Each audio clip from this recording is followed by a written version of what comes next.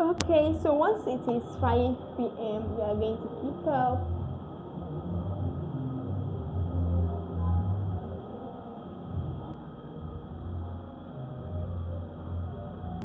So the book we have here, we have Why You Act the Way You Do. We have How to Influence People by Dale Carnegie. We have Things Fall Apart by Shina Achebe. We have The Psychology of Money by Morgan Housel. We have The Subtle Art of Not Doing It by Mark Manson.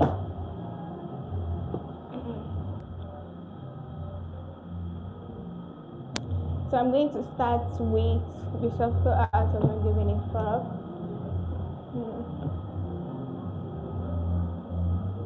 One more minute.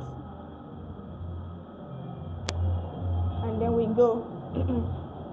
A counterintuitive approach to living a good life by Mark Manson.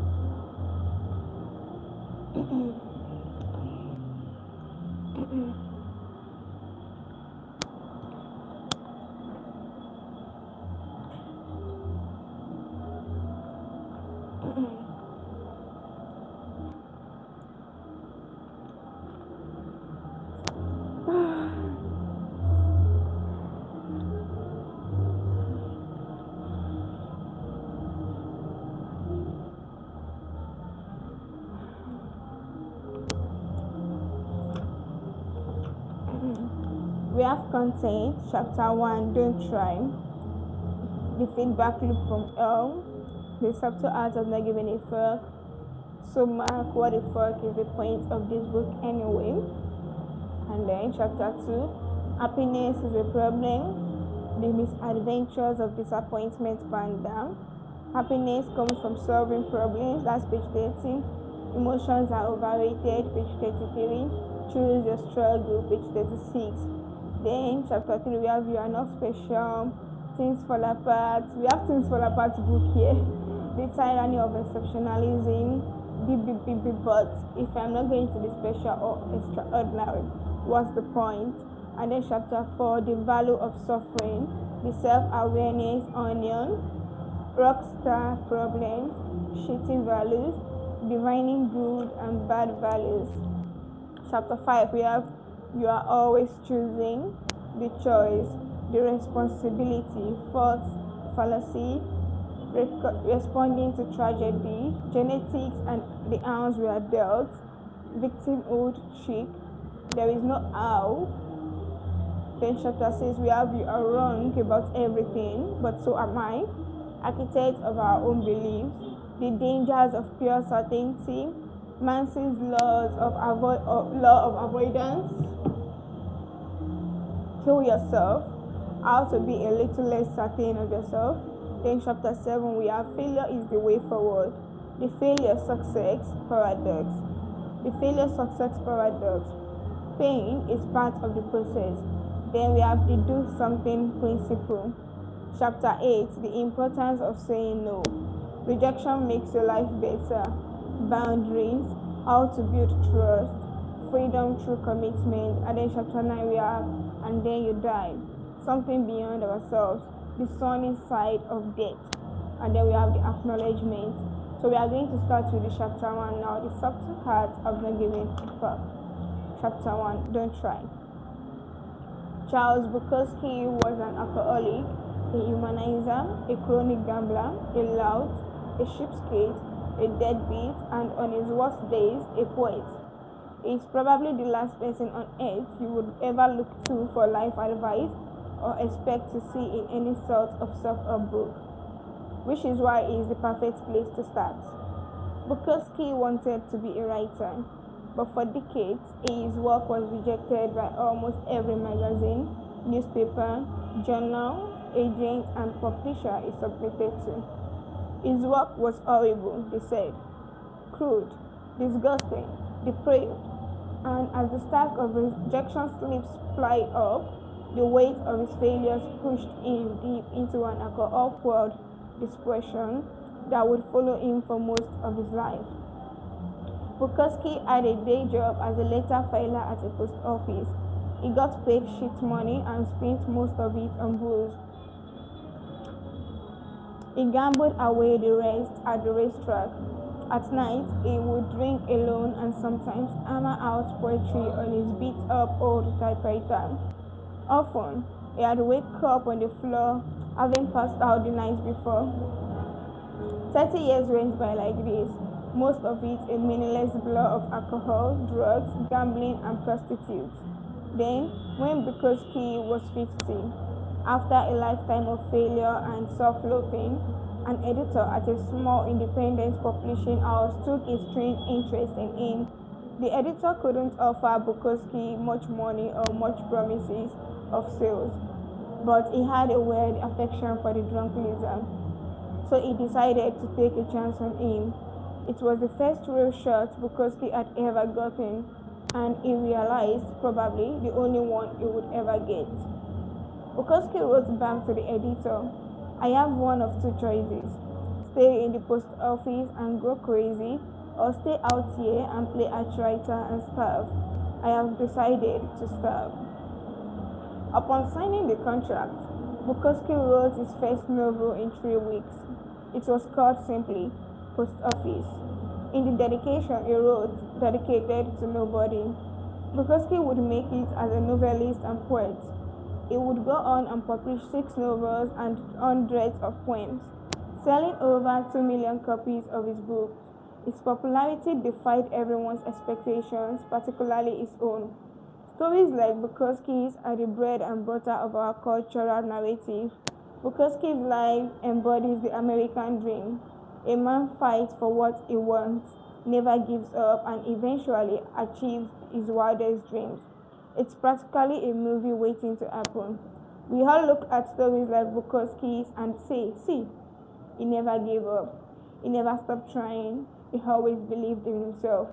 He persisted against all odds and made something of himself. It is then strange that on Bukowski's tombstone, the epitaph reads, don't try. See? Despite the book sales and the fame, Bukowski was a loser. He knew it, and his success stemmed not from some determination to be a winner, but from the fact that he knew he was a loser. Accepted it, and then wrote honestly about it. He never tried to be anything other than what he was. The genius in Bukowski's work was not in overcoming unbelievable odds or developing himself into a shiny literary light. It was the opposite. It was a simple ability to be completely, unflinchingly honest with himself, especially the worst parts of himself, and to share his feelings without hesitation or doubt. This is the real story of Bukowski's success. His comfort with himself as a failure. Bukowski didn't give a fuck about success. Even after his fame, he still showed up to poetry readings, hammered and verbally abused people in his audience. He still exposed himself in public and tried to sleep with every woman he could find.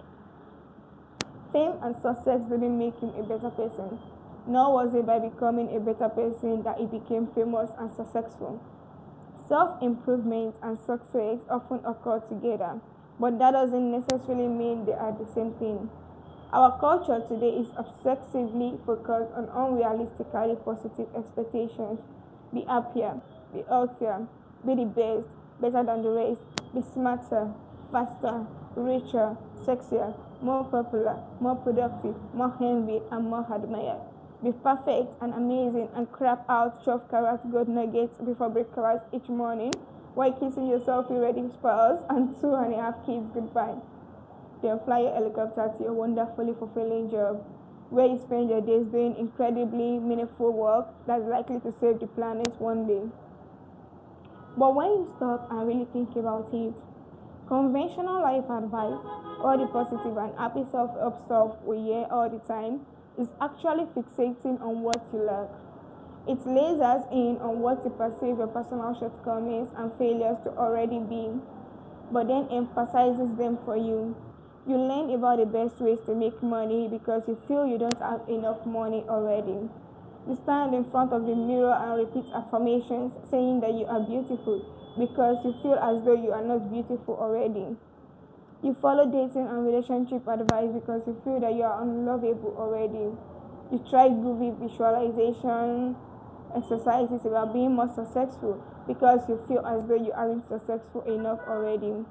Ironically, this fixation on the positive, on what is best, on what's better, what's superior, only serves to remind us over and over of what we are not, of what we lack, and what we should have been but failed to be.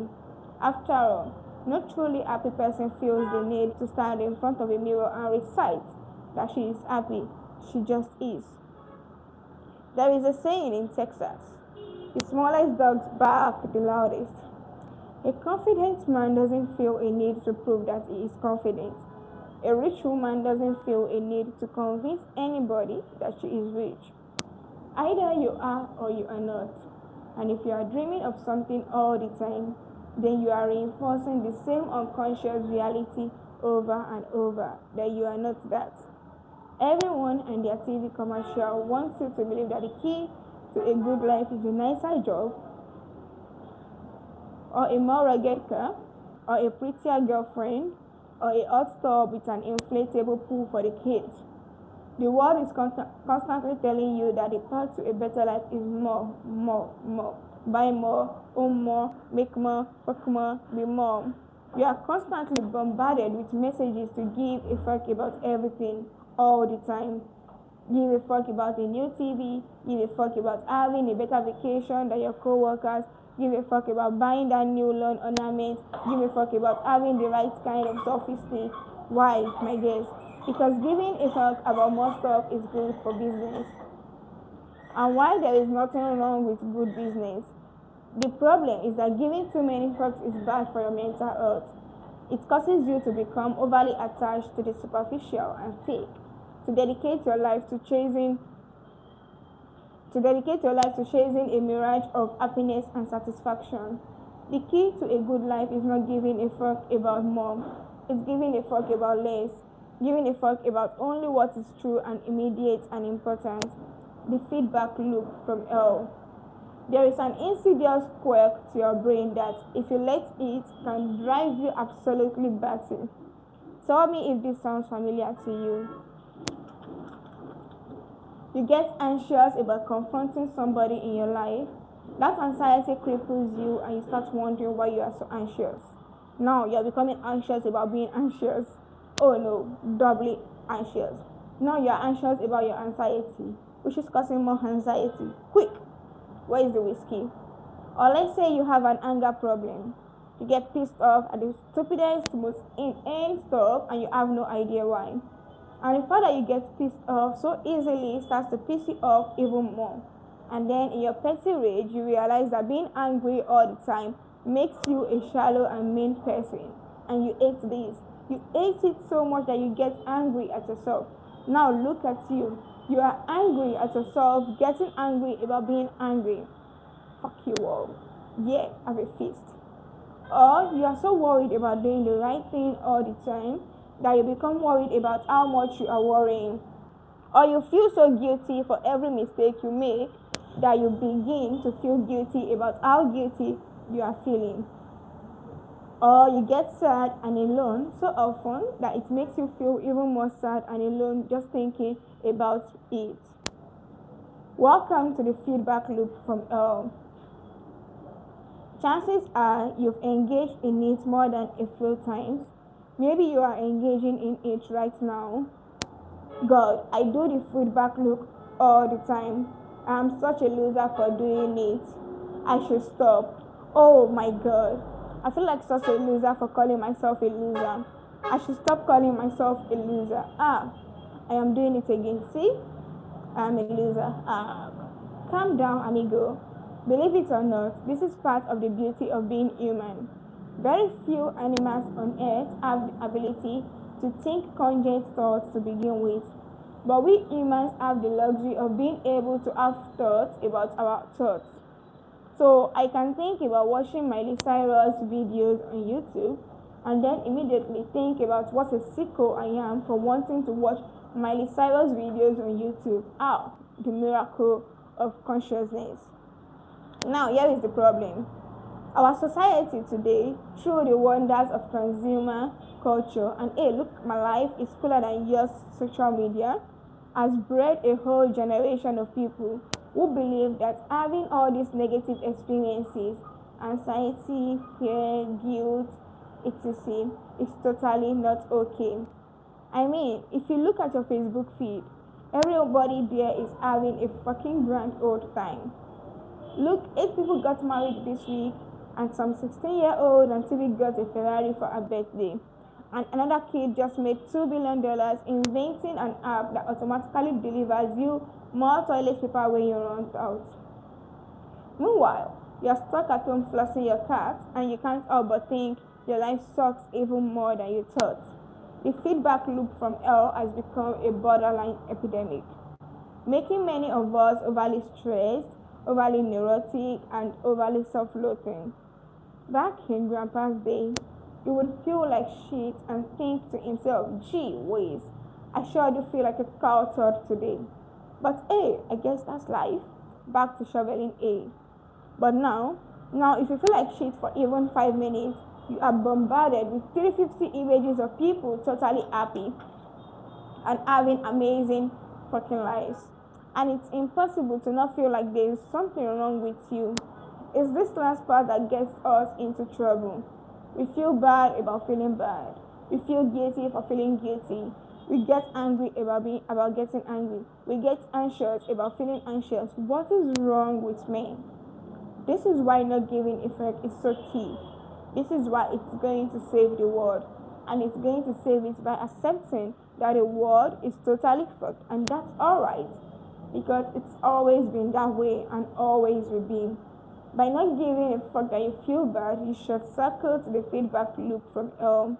You say to yourself, I feel like shit, but who gives a fuck? And then, as if sprinkled by magic fuck giving fairy dust, you stop hating yourself for feeling so bad. George Orwell said that to see what's in front of one's nose requires a constant struggle. Well, the solution to our stress and anxiety is right there in front of our noses, and we are too busy watching porn and advertisements for abs machines that don't work, wondering why we are not banging a hot blonde with a rocking six-pack to notice. We joke online about first world problems, but we really have become victims of our own success. Stress-related health issues, anxiety disorders, and cases of depression have skyrocketed over the past 30 years. Despite the fact that everyone has a flat-screen TV and can have their groceries delivered, our crisis is no longer material. It's existential. It's spiritual. We have so much fucking stuff and so many opportunities that we don't even know what to give a fuck about anymore. Because there is an infinite amount of things we can now see or know. There are also an infinite number of ways we can discover that we don't measure up. that we are not good enough, that things aren't as great as they could be, and this rips us apart inside. Because there is the thing that is wrong with all of the how to be happy shit that's been shared 8 million times on Facebook in the past few years. Here is what nobody realizes about all of this crap. The desire for more positive experience is itself a negative experience. And paradoxically, the acceptance of one's negative experience is itself a positive experience. This is a total mindfuck. So I will give you a minute to unpretzel your brain and maybe read that again. Wanting positive experience is a negative experience. Accepting negative experience is a positive experience. It's what the philosopher Alan Watts used to refer to as the backwards law. The idea that the more you pursue feelings better all the time, the less satisfied you become, as pursuing something only reinforces the fact that you lack it in the first place. The more you desperately want to be rich, the more poor and unworthy you feel.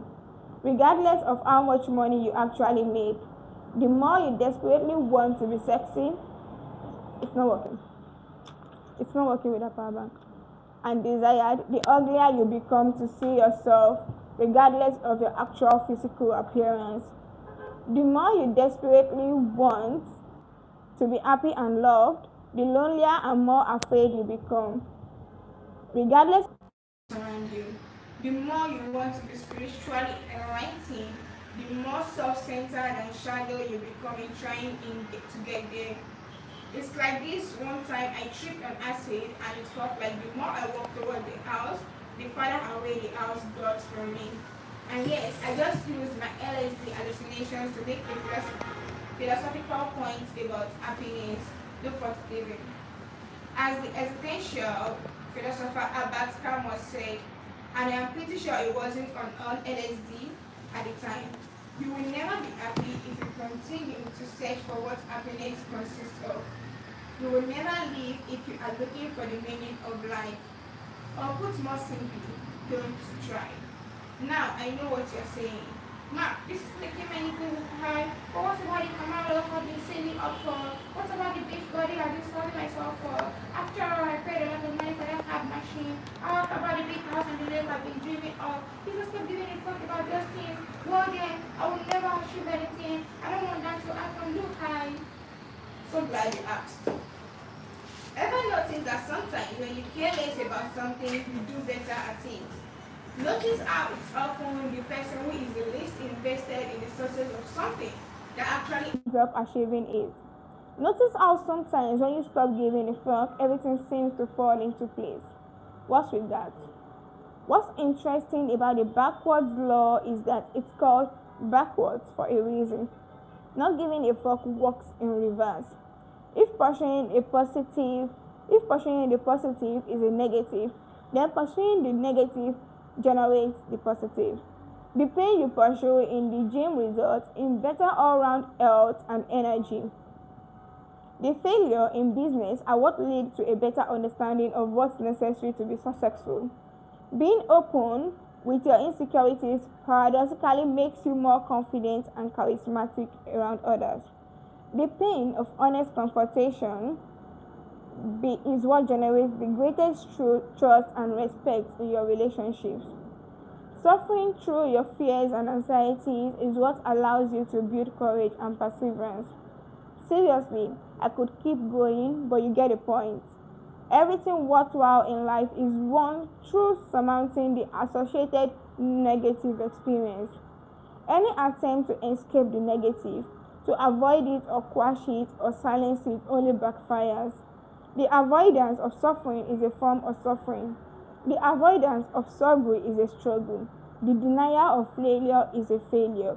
Hiding what is shameful is itself a fault of shame. Pain is an inextricable thread in the fabric of life, and to tear it out is not only impossible but destructive. Attempting to tear it out unravels everything else with it. To try to avoid pain is to give too many fucks about pain. In contrast, if you are able to not give a fuck about the pain, you become unstoppable. In my life, I have given a fuck about many things. I have also not given a fuck about many things. And like the road not taken, it was the fuck not given that made all the difference. Chances are you know somebody in your life who at one time or another did not give a fuck and then went on to accomplish amazing feats. Perhaps there was a time in your own life when you simply did not give a fuck and excelled to some extraordinary heights.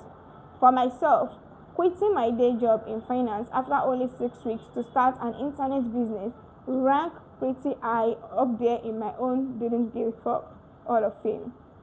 Same with deciding to sell most of my possessions and move to South America. Fucks given. None. Just went and did it. This moment of non-fuckery are the moments that most define our lives. The major switch in careers, the spontaneous choice to drop out of college and join a rock band, the decision to finally dump that deadbeat boyfriend whom you caught wearing your pantyhose a few too many times. Check the YouTube to see how it's doing. Okay, thank you. To not give a fuck is to stare down life's most terrifying and difficult challenges and still take action. Why not giving a fuck may seem simple on the surface. It's a whole new bag of burritos under the hood. I don't even know what that sentence means, but I don't give a fuck. A bag of burritos sounds awesome, but so let's just go with it. Most of us struggle throughout our lives by giving too many fucks in situations where fucks do not deserve to be given. We give too many fucks about the rude gas station attendants who gave us our change in nickels. We give too many fucks when a show we liked was cancelled on TV. We give too many fucks when our co-workers don't bother asking us about our awesome weekend. Meanwhile, our credit cards are maxed out, our dog hates us, and Junior is snorting mates in the bathroom. Yet we are getting pissed off about nickels and everybody loves Raymond. Look, this is how it works. You are going to die one day. I know that's kind of obvious, but I just wanted to remind you in case you'd forgotten. You and everyone you know are going to be dead soon. And in the short amount of time between year and year, you have a limited amount of fucks to give. Very few in fact. And if you go around giving a fuck about everything and everyone without conscious thought or choice, well then, you're going to get fucked. There is a subtle art to not giving a fuck. And though the concept may sound ridiculous and I might sound like an asshole, what I'm talking about here is essentially learning how to focus and prioritize your thoughts effectively. How to pick and choose what matters to you and what does not matter to you based on finely owned personal values. This is incredibly difficult. It takes a lifetime of practice and discipline to achieve, and you will regularly fail. But it is perhaps the most worthy struggle one can undertake in one's life. It is perhaps the only struggle in one's life. Because when you give too many fucks, when you give a fuck about everyone and everything, you will feel that you are perpetually entitled to be comfortable and happy at all times. That everything is supposed to be just exactly the fucking way you want it to be. This is a sickness, and it will eat you alive. You will see every adversity as an injustice, every challenge as a failure, every inconvenience as a personal slight, every disagreement as a betrayal. You will be confined to your own petty, skull-sized hell, burning with entitlement and bluster, running circles around your very own personal feedback loop from hell, in constant motion, yet arriving nowhere. The subtle art of not giving a fuck. When most people envision giving those fucks whatsoever, they imagine a kind of serene indifference to everything, a calm that weathers all storms. They imagine and aspire to be a person who is shaken by nothing and caves in to no one. There is a name for a person who finds no emotion or meaning in anything: a psychopath. Why you would want to emulate a psychopath, I have no fucking clue. So what does not giving a fuck mean? Let's look at 3 subtleties that should help clarify the matter. Subtlety 1. Not giving a fuck does not mean being indifferent. It means being comfortable with being different. Let it be clear. There is absolutely nothing admirable or confident about indifference. People who are indifferent are lame and scared. They are couch potatoes and internet trolls. In fact, indifferent people often attempt to be indifferent because in reality they give way too many fucks. They give a fuck about what everyone thinks of their hair, so they never bother washing or combing it. They give a fuck about what everyone thinks of their ideas, so they hide behind sarcasm and self-righteous smirk. They are afraid to let anyone get close to them, so they imagine themselves as some special, unique snowflake who has problems that nobody else would ever understand. Indifferent people are afraid of the world and the repercussions of their own choices. That's why they don't make any meaningful choices. They hide in a gray, emotionless pit of their own making, self-absorbed and self-pitying, perpetually distracting themselves from this unfortunate thing demanding their time and energy called life. Because here is a sneaky truth about life. There is no such thing as not giving a fuck. You must give a fuck about something. It's part of our biology to always care about something and therefore to always give fuck. The question then is, what do we give a fuck about? What are we choosing to give a fuck about? And how can we not give a fuck about what ultimately matters? My mother was recently screwed out of a large chunk of money by a close friend of ours. Had I been indifferent, I would have shrugged my shoulders, sipped my mocha, and downloaded another season of The Wire. Sorry, Mom. But instead, I was indignant. I was pissed off. I said, no, screw that, Mom. We are going to lawyer the fuck up and go after this asshole. Why? Because I don't give a fuck. I will ruin this guy's life if I have to. This illustrates the first subtlety of not giving a fuck. When we say, damn, watch out, McManson don't just give a fuck, we don't mean that McManson doesn't care about anything. On the contrary, we mean that McManson doesn't care about adversity in the face of his goals. He doesn't care about pissing some people off to do what he feels is right or important or noble.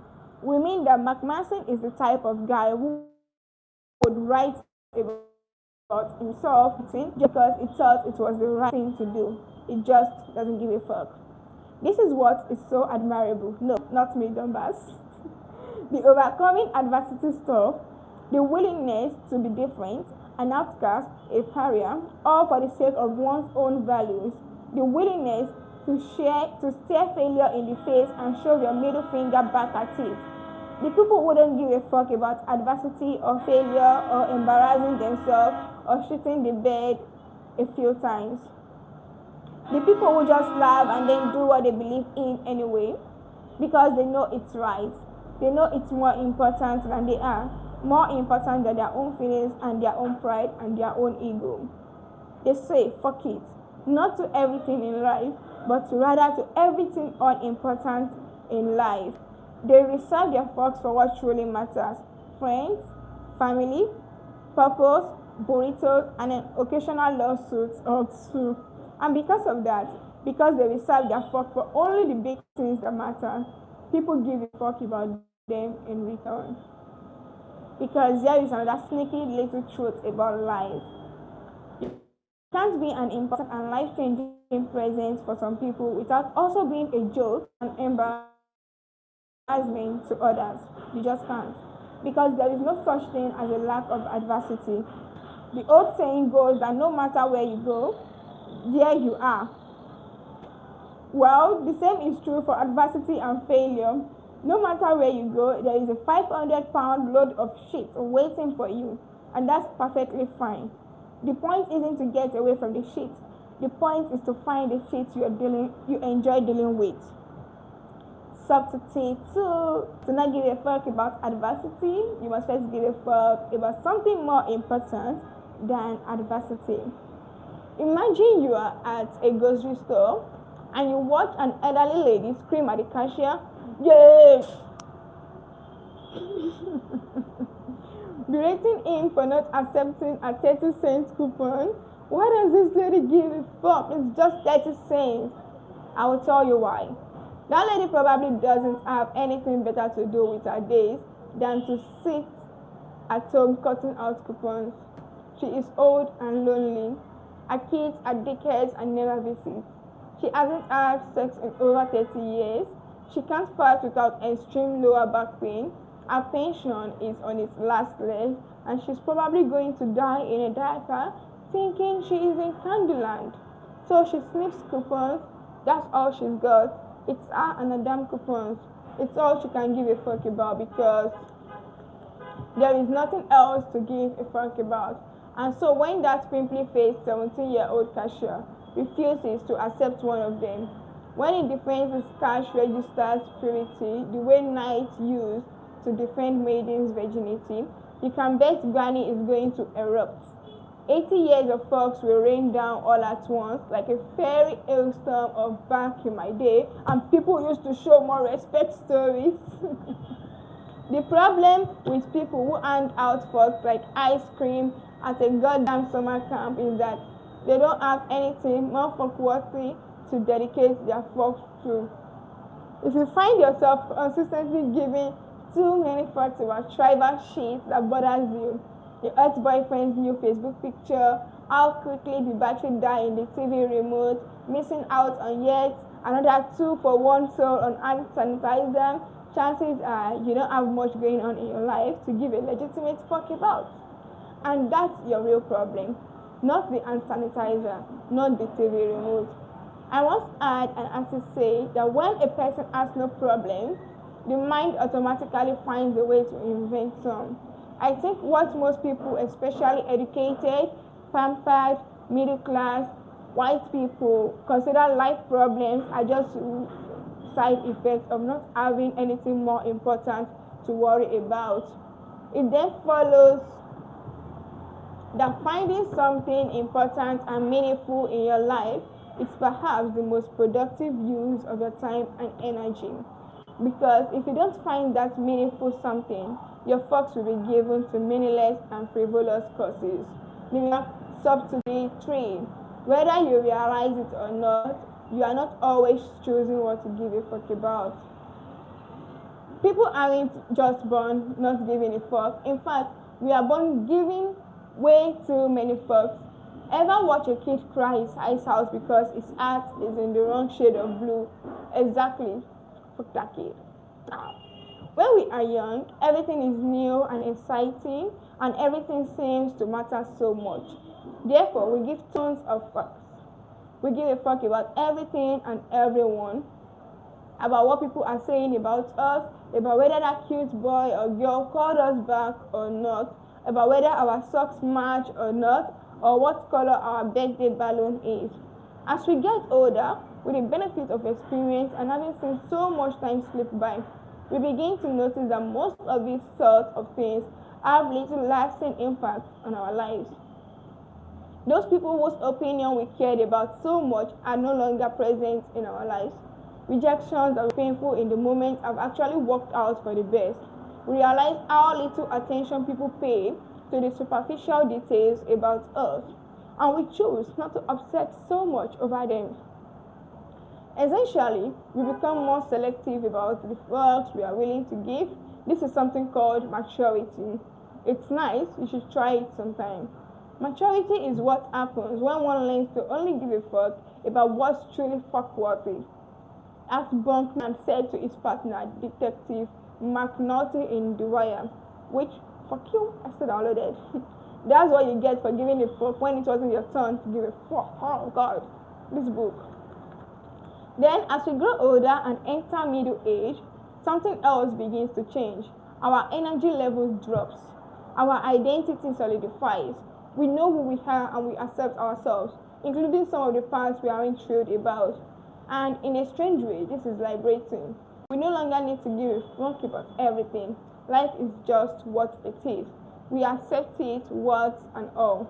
We realize that we are never going to cure cancer or go to the moon or feel Jennifer Aniston's teeth, and that's okay. Life goes on. We now reserve our ever-dwindling fucks for the most truly fuck-worthy parts of our lives. Our families, our best friends, our golf swing, and to our astonishment, this is enough. This simplification actually makes us really fucking happy on a consistent basis. And we start to think, maybe that crazy alcoholic Bukowski was onto something. don't try. So, Mark, what the fuck is the point of this book anyway? This book will help you think a little bit more clearly about what you are choosing to find important in life and what you are choosing to find unimportant. I believe that today we are facing a psychological epidemic, one in which people no longer realize it's okay for things to suck sometimes. I know that sounds intellectually lazy on the surface, but I promise you, it's a life death sort of issue. Because when we believe that it's not okay for things to suck sometimes, then we unconsciously start blaming ourselves. We start to feel as though something is inherently wrong with us, which drives us all to sort of overcompensation, like buying 40 pairs of shoes or downing Max with a vodka chaser on a Tuesday night or shooting up a school bus full of kids.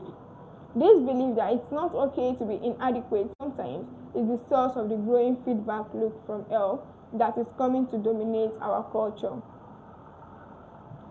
The idea of not giving a fuck is a simple way of reorienting our expectations for life and choosing what is important and what is not. Developing this ability leads to something I like to think of as a kind of practical enlightenment. No, not that airy fairy internal bliss, end of all suffering, bullshitty kind of enlightenment.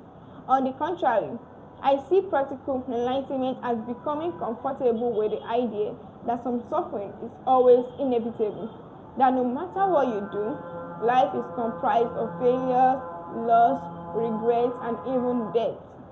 Because once you become comfortable with all the shit that life throws at you, and it will throw a lot of shit, trust me, you become invincible in a sort of low-level spiritual way. After all, the only way to overcome pain is to first learn how to bear it. This book doesn't give a fuck about alleviating your problems or your pain, and that is precisely why you will know it's being honest. This book is not some guide to greatness. It couldn't be, because greatness is merely an illusion in our minds, a made-up destination that we obligate ourselves to pursue our own psychological Atlantis. Instead, this book will turn your pain into a tool, your trauma into power, and your problems into slightly better problems. That is real progress. Think of it as a guide to suffering and how to do it better, more meaningfully, with more compassion and more humility. It's a book about moving lightly despite your heavy burdens, resting easier with your greatest fears, laughing at your fears as you cry them. This book will not teach you how to gain or achieve, but rather how to lose and let go. It will teach you to take inventory of your life and scrub out all but the most important items.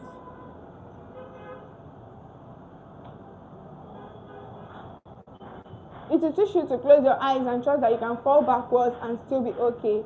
It will teach you fewer fucks. It will teach you not to try.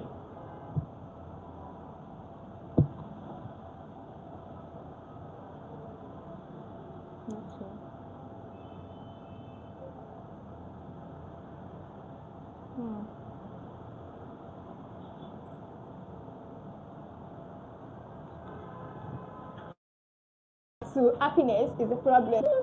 About 25 years ago, in the Himalayan foothills of present-day Nepal, there lived in a great palace a king who was going to have a son.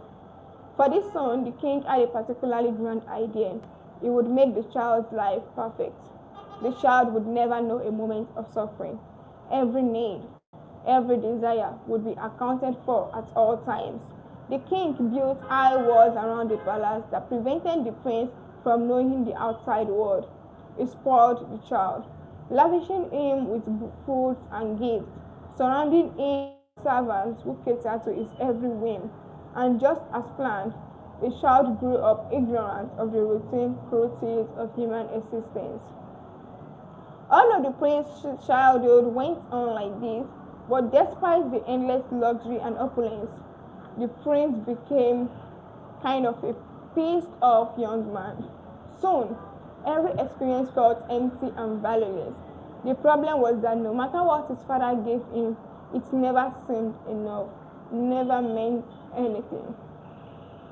So late one night, the prince snuck out of the palace to see what was beyond its walls.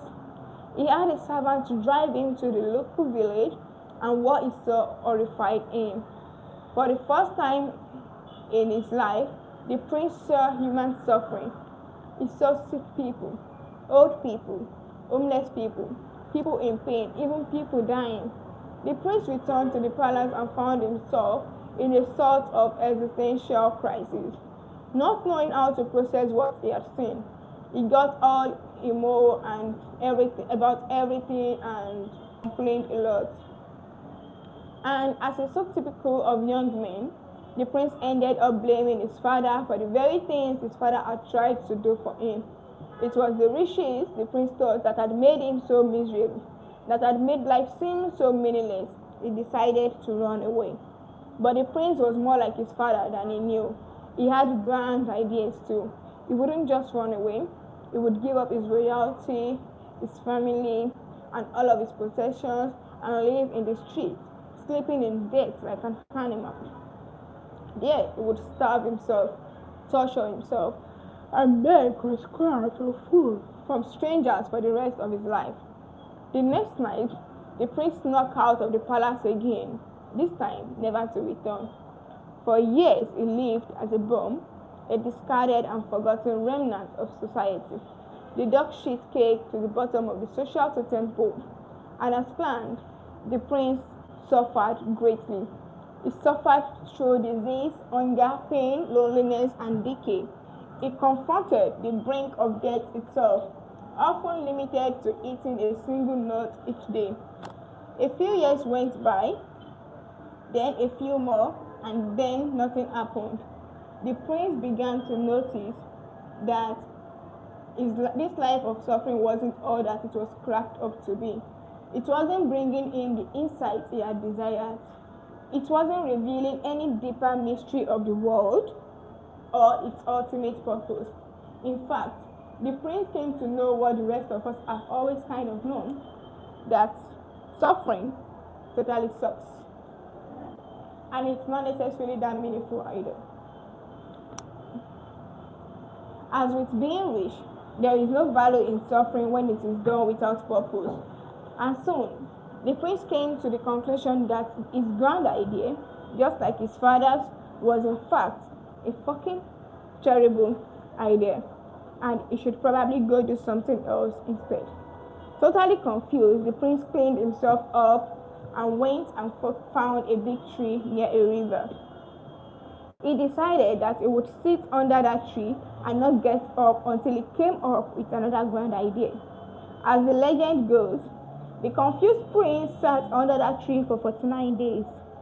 We won't delve into the biological viability of sitting in the same spot for 49 days, but let's just say that in that time, the prince came to a number of profound realizations.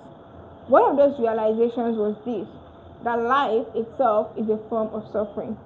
The rich suffer because of their riches, the poor suffer because of their poverty.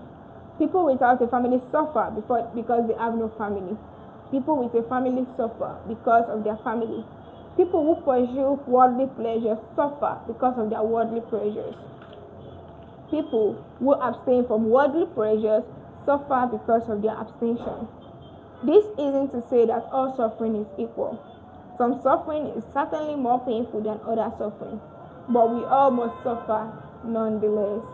Years later, the prince would build his own philosophy and share it with the world, and this would be its first and central tenet. That pain and loss are inevitable, and we should let go of trying to resist them. The prince would later become known as the Buddha, and in case you haven't heard of him, it was kind of a big deal. There is a premise that underlies a lot of our assumptions and beliefs.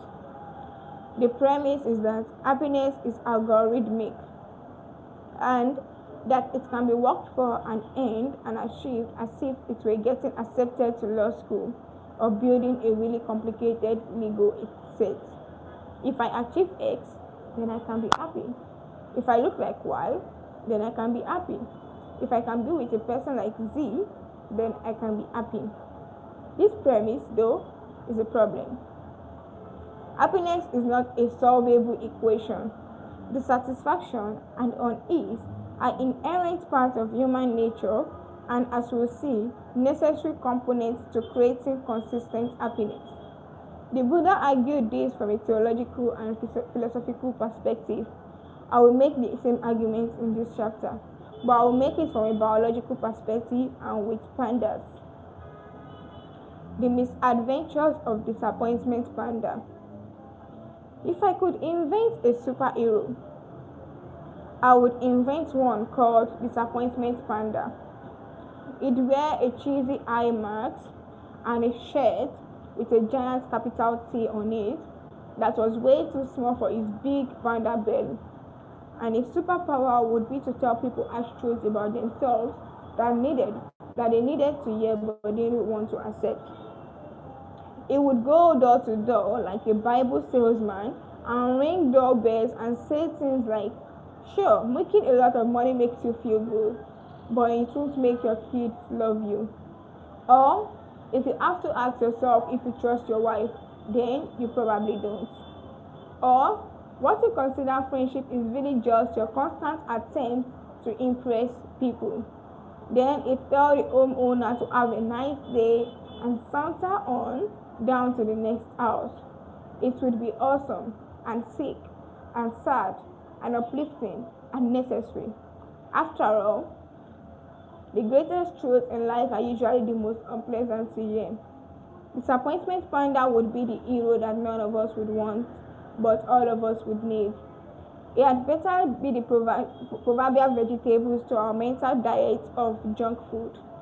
It had made our lives better despite making us feel worse. It had made us stronger by tearing us down, brighten our future by showing us the darkness. Listening to him would be like watching a movie where the hero dies in the end. You love it even more despite making you feel horrible because it feels real. So while we are here, allow me to put on my Disappointment Panda mask and drop another unpleasant truth on you. We suffer for the simple reason that suffering is biologically useful. It is nature's preferred agent for inspiring change. We have evolved to always live with a certain degree of dissatisfaction and insecurity because it is the mildly dissatisfied and insecure creature that is going to do the most work to innovate and survive. We are wired to become dissatisfied with whatever we have and satisfied by only what we do not have. This constant dissatisfaction has kept our species fighting and striving, building and conquering. So no, our own pain and misery aren't a bug of human evolution. They are a feature. Pain in all its forms is our body's most effective means of spoiling action. Take something as simple as stubbing your toe. If you are like me, when you stub your toe, you scream enough 4-letter aren't a bug of human evolution, they are a feature. Pain in all its form is our body's most effective means of spoiling action. Take something as simple as stubbing your toe. If you are like me, when you stub your toe, you scream enough 4-letter words to make Pope Francis cry. You also probably blame some poor inanimate object for your suffering. Stupid table, you say. Or maybe you even go as far as to question your entire interior design philosophy based on your chubby foot. What kind of idiot puts a table there anyway? Seriously? But I digress. That horrible stubbed toe induced pain, the one you and I and the Pope ate so much, exists for an important reason. Physical pain is a product of our nervous system, a feedback mechanism to give us a sense of our own physical proportions, where we can and cannot move, what we can and cannot touch. When we exceed those limits, our nervous system duly punishes us to make sure that we pay attention and never do it again. And this pain, as much as we hate it, is useful. Pain is what teaches us what to pay attention to when we are young or careless. It helps shows us what's good for us versus what's bad for us. It helps us understand and adhere to our own limitations. It teaches us not to fuck around near hot stoves or stick metal objects into electrical sockets. Therefore, it's not always beneficial to avoid pain and seek pleasure, since pain can, at times, be life or death important to our well-being. But pain is not merely physical.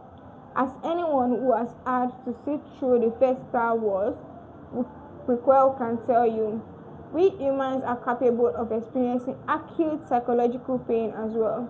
In fact, research has shown that our brains don't register much difference between physical pain and psychological pain.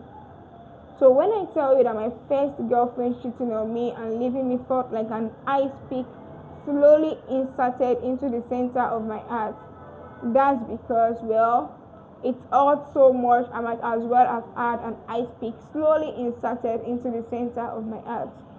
Like physical pain, our psychological pain is an indication of something out of equilibrium, some limitation that has been exceeded, and like our physical pain, our psychological pain is not necessarily always bad or even undesirable.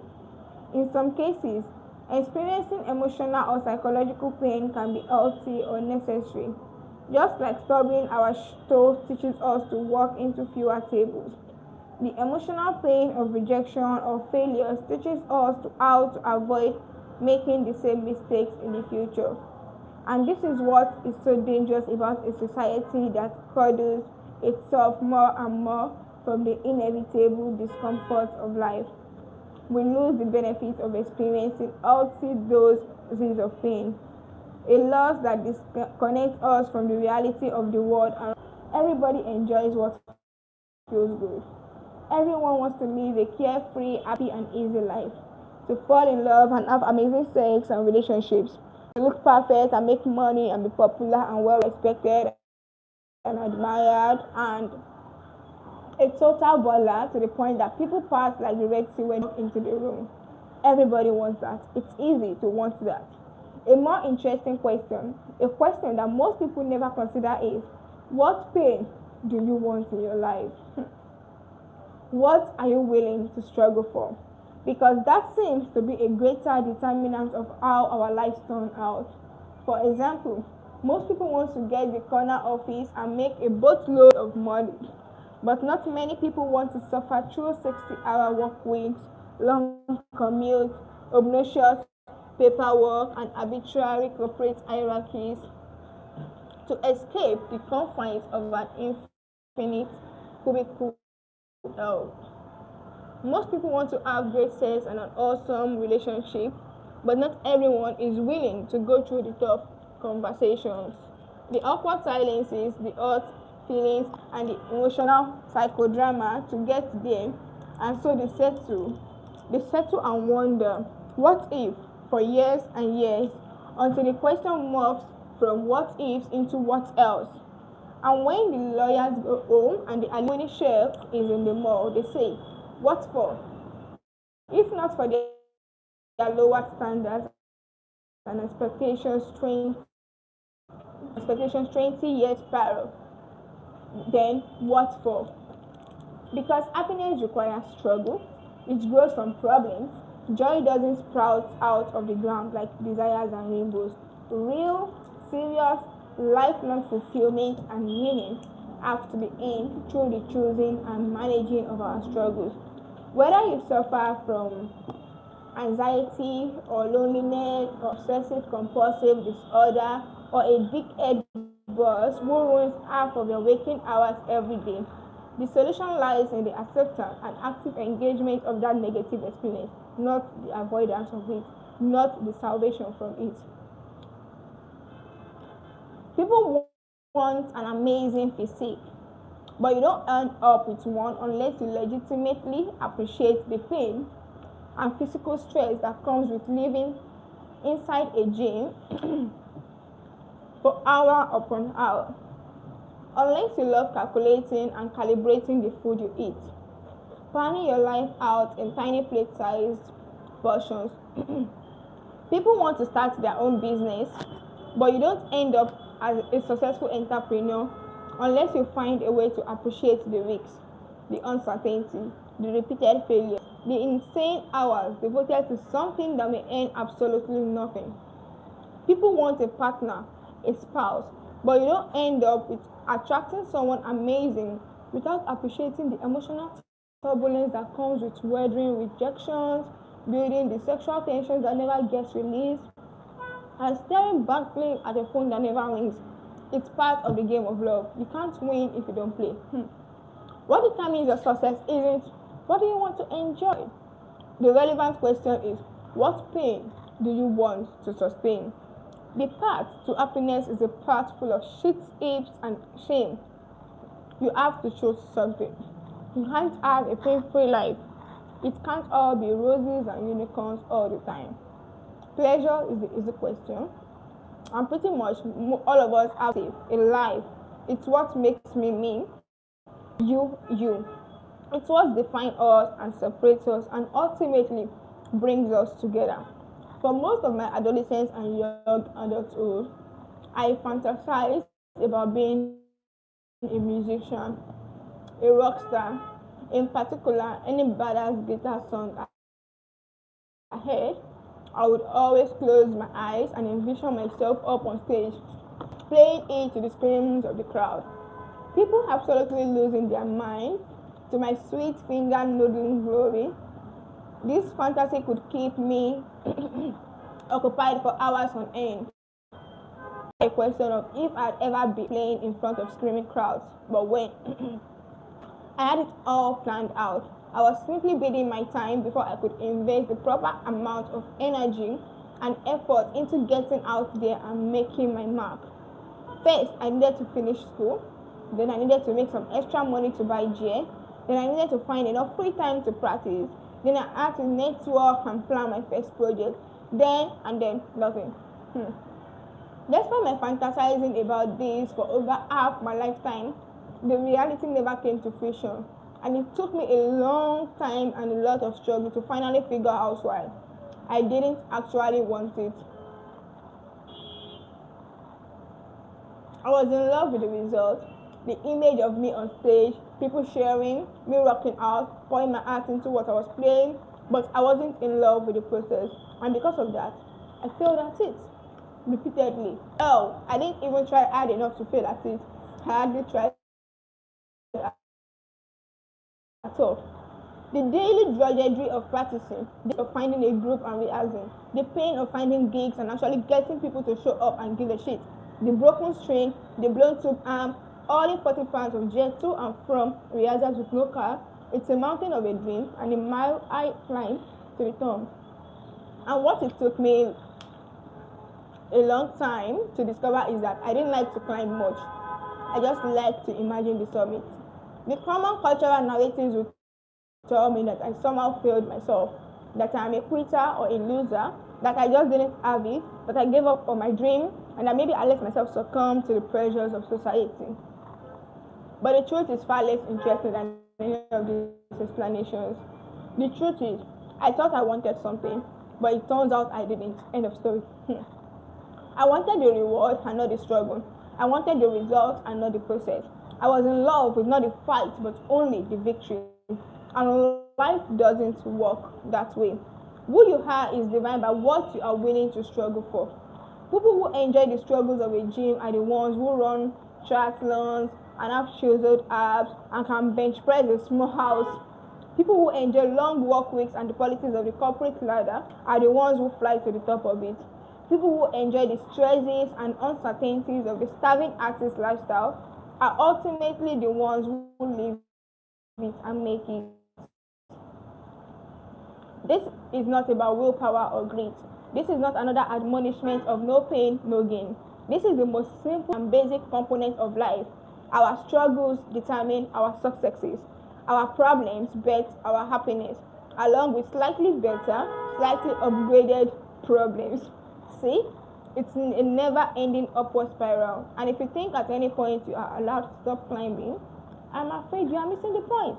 Because the joy is in the climb itself. Then Chapter 3, you are not special. I once knew a guy, we'll call him Jimmy. Jimmy always had various business ventures going.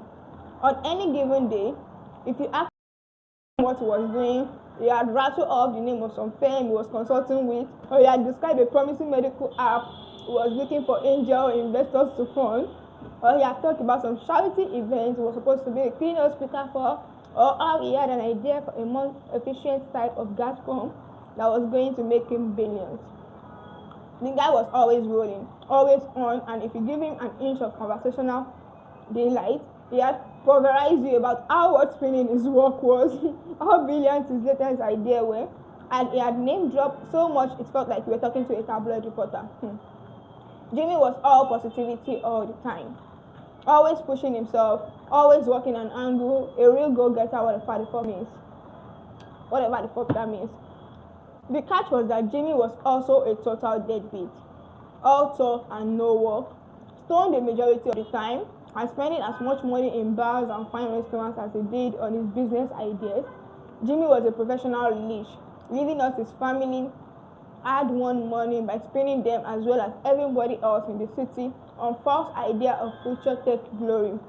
Sure, sometimes he had put in some token effort or pick up the phone and cold call some big wig and name drop until he ran out of names. But nothing ever actually happened. None of these ventures ever blossomed into anything. Yes, the guy kept this up for years, living off girlfriends and more distant relatives well into his late 20s. And the most screwed up part was that Jimmy felt good about it. He had a delusional level of self-confidence. People who laughed at him or hung up on him were, in his mind, missing the opportunity of their lives. People who called him out on his bogus business ideas were too ignorant or inexperienced to understand his genius. People who pointed out his deadbeat lifestyle were jealous. They were aimed to believe that raising a population's self-esteem could lead to some tangible social benefits: lower crime, better academic record, greater employment, low budget deficit. As a result,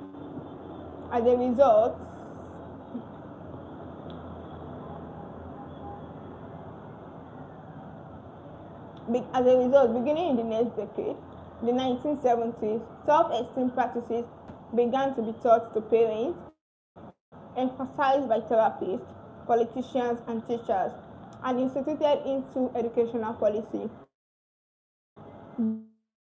Grade inflation, for example, to make low-achieving kids feel better about their lack of achievement. Participation awards and bogus trophies were invented for any number of mundane or expected activities. Kids were given homework assignments, like writing down all the reasons why they thought they were special, or the 5 things they liked most about themselves. Pastors and ministers told their congregation the Jimmy who spent so much time talking about how good he was that he forgot to, actually do something. The problem with the self-esteem movement is that it measured self-esteem by how positively people felt about themselves. But a true and accurate measurement of one's self-worth is how people feel about the negative aspects of themselves. If a person like Jimmy feels absolutely fucking great 99.9% of the time, despite his life falling apart around him, then how can that be a valid metric for a successful and happy life? Jimmy is entitled. He feels as though he deserves good things without actually earning them. He believes he should be able to be rich without actually and well connected without actually helping anyone. He believes he should have an amazing lifestyle without actually sacrificing anything. People like Jimmy become so fixated on feeling good about themselves that they manage to delude themselves into believing that they are accomplishing great things even when they are not. They believe they are the brilliant presenter on stage when actually they are making a fool of themselves. They believe they are the successful startup founder when in fact they've never had a successful job. They call themselves life coaches and charge money to help others, even though they are only 25 years old and haven't actually accomplished anything substantial in their lives. Entitled people exude a delusional degree of self-confidence. This confidence can be alluring to others, at least for a little while. In some instances, the entitled person's delusional level of confidence can become contagious and help the people around the entitled person feel more confident in themselves too. Despite all of Jimmy's shenanigans, I have to admit that it was fun hanging out with him. Sometimes you feel indestructible around him. But the problem with entitlement is that it makes people need to feel good about themselves all the time, even at the expense of those around them. And because entitled people always need to feel good about themselves, they end up spending most of their time thinking to convince yourself that your shit doesn't stink, especially when you have been living in a toilet.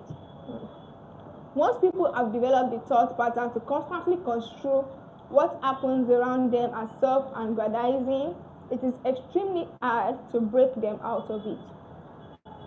Any attempt to reason with them is seen as simply another threat to their superiority by another person who can't handle how smart, talented, good-looking, successful they are. But entitlement is a failed strategy. It's just another high, it's not happiness. The true measurement of self-worth is not how a person feels about her positive experiences, but rather how she feels about her negative experiences. A person like Jimmy hides from his problems by making up imagined successes for himself at every turn. And because he can't face his problems, no matter how good he feels about himself, he is weak. A person who actually has a high self-worth is able to look at the negative part of his character frankly. Yes, sometimes I am irresponsible with money. Yes, sometimes I exaggerate my own successes. Yes, I rely too much on others to support me and should be more self-reliant, and then ask to improve upon them. But entitled people, because they are incapable of acknowledging their own problems openly and honestly, are incapable of improving their lives in any lasting or meaningful way. They are last chasing eye after eye and accumulate greater and greater levels of denial. But eventually reality must eat, and the underlying problems will once again make themselves clear. It's just a question of when and how painful it will be. Things fall apart. I sat in my 9 a.m. at the clock second hand, making loans and meetings classroom. At Price, the school's assistant principal stuck his head in. Excuse me for interrupting, Mark. Strange, I thought. Kids get sent to the principal, but the principal rarely gets sent to them. I gathered my things and stepped out. The hallway was empty. Hundreds of beige lockers converged on the horizon. Mark, can you take me to your locker, please? Sure, I say, and slugged myself down the hall, baggy jeans and moppy hair and oversized Pantera t-shirts and all. We got to my locker. Open it, please, Mr. Price says. So do I do. He steps in front of me and gathers my coat, my gym bag, my backpack, all of the locker's contents, minus a few notebooks and pencils. He starts walking away. Come with me, please, he says without looking back. I start to get an uneasy feeling. I followed him to his office, where he asked me to sit down. He closes the door and locks it. He goes over to the window and adjusts the blinds to block the view from outside. My palms begin to sweat. This is not a normal principal visit. Mr. Price sat down and quietly rummages through my things, checking pockets on the floor. Without looking up at drugs, the word shocked me into nervous attention. Drugs? I stammered. What kind? He looks at me saying, I don't know. What kind do you have? He opens one of my binders and checks the small pockets meant for pens. My sweat blossoms into a fungal growth. It spreads from my palms to my arms and now my neck. My temples pulsate as blood floods my brain and face. Like most 13-year-old freshly accused of possessing narcotics and bringing them to school, I want to run away and hide. I don't know what you are talking about, I protest. The word sounding far meeker than I'd like. I feel as if I should be sounding confident in myself right now. Or maybe not. Maybe I should be scared. Do liars sound more scared or confident? Because however they sound, I want to sound the opposite.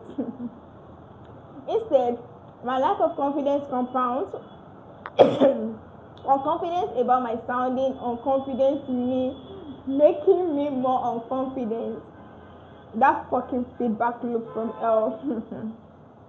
We'll see about that. It says, turning his attention to my backpack, which seemingly has 100 pockets. Each is loaded with its own silly thin desiderata, colored pens, old notepads in class, early 90s CDs with cracked cases, dried up markers, and note sketch pads with half its pages missing.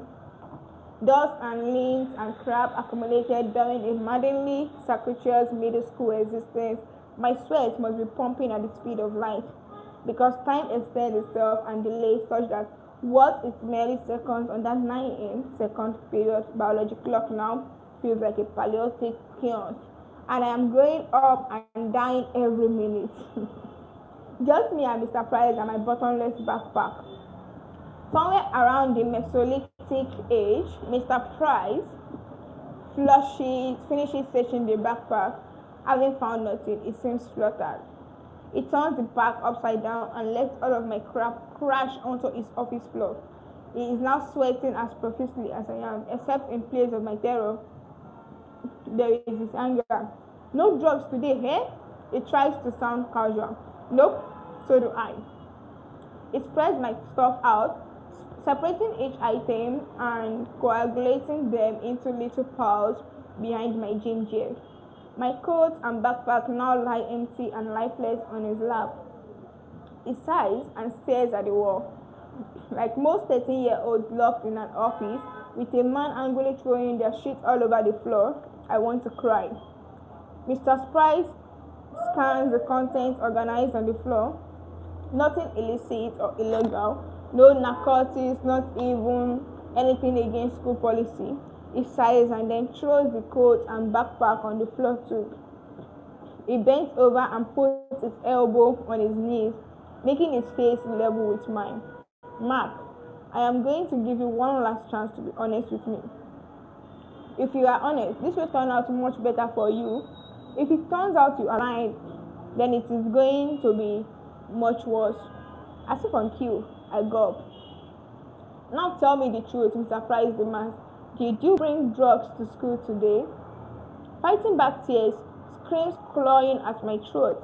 I stare my tormentor in the face and in a pleading voice, dying to be relieved of his adolescent horrors, I say, no, I don't have any drugs. I have no idea what you are talking about. Okay, he says, signaling surrender.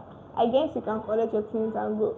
It takes one last longing gaze at my deflated backpack, lying like a broken promise there on his office floor. He casually puts one foot down on the pack, stomping lightly, a last-ditch effort. I actually wait for him to get up and leave so I can get on with my life and forget this whole nightmare. But his foot stops on something. What is this? He has, tapping with his foot. What is what? I say. There is still something in here. He picks up the bag and starts feeling around the bottom of it. For me, the room gets fuzzy. Everything goes wobbly.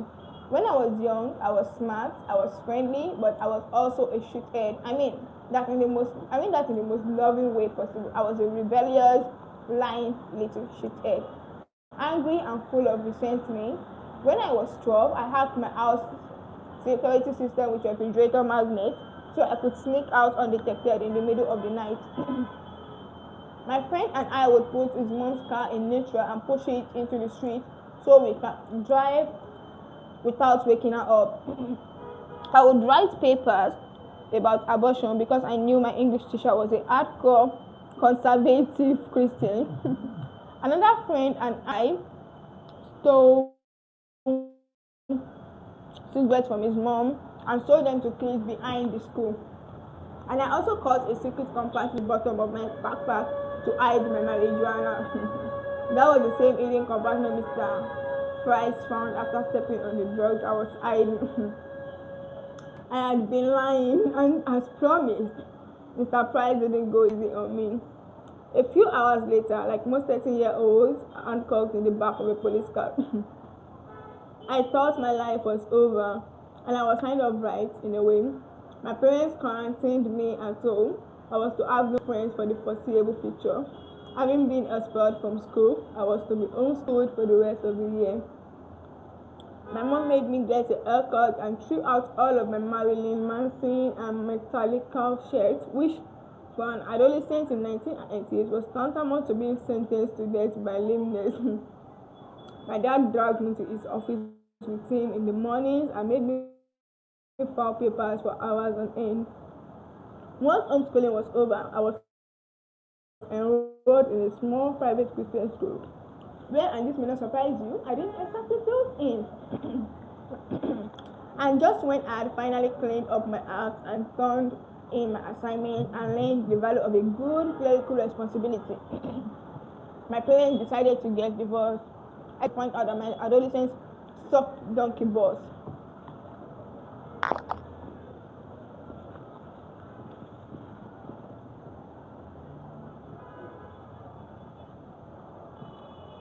I lost all of my friends, my community, my legal rights, and my family within the span of about 9 months. My therapist in my 20s would later call this some real traumatic shit, and I would spend the next decade and change working on unraveling it and becoming less of a self-absorbed, entitled little prick. The problem with my own life back then was not all of the horrible things that were said or done. Rather, it was all of the horrible things that needed to be said and done, but weren't. My family's tone was the way Warren Buffett makes money, or Jenna Jameson's for us, we are champions at it. The house could have been burning down around us. I would have been met with, oh no, everything is fine. A third one Indian, perhaps, but really, everything is fine. When my parents get divorced, there were no broken dishes, no slam doors, no screaming arguments about who fucked whom. Once they had reassured my brother and me that it wasn't our fault, we had a question and answer session. Yes, we read that right, about the logistics of the new living arrangement. Not a tear was shed, not a voice was raised. The closest peak my brother and I got into our parents' unraveling emotional lives was when nobody shitted on anybody. Oh, that's nice. It was the third one in the room, but really, everything was fine. My parents are good people. I don't blame them for any of this, not anymore at least. And I love them very much. They have their own stories and their own journeys and their own problems, just as all parents do. And just as all of their parents do, and so on. And like all parents, my parents, with the best of intentions, imparted some of their problems to me, as I probably will to my kids. When real traumatic shit like this happens in our lives, we begin to unconsciously feel as though we have problems that we are incapable of ever solving. And this assumed inability to solve our problems causes us to feel miserable and helpless.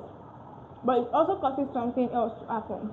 If we have problems that are unsolvable, our unconscious figures that we are either uniquely special or uniquely defective in some way, that we are somehow unlike everyone else, and that the rules must be different for us.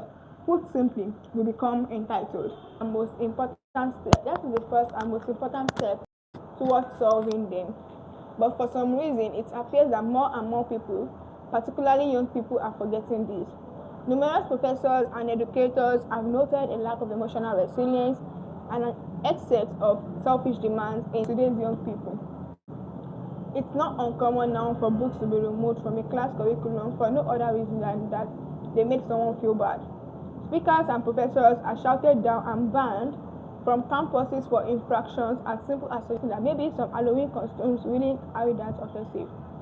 School counselors that note that more students than ever are exhibiting severe signs of emotional distress over what are otherwise run-of-the-mill daily college experiences, such as arguments with a roommate or getting a low grade in a class.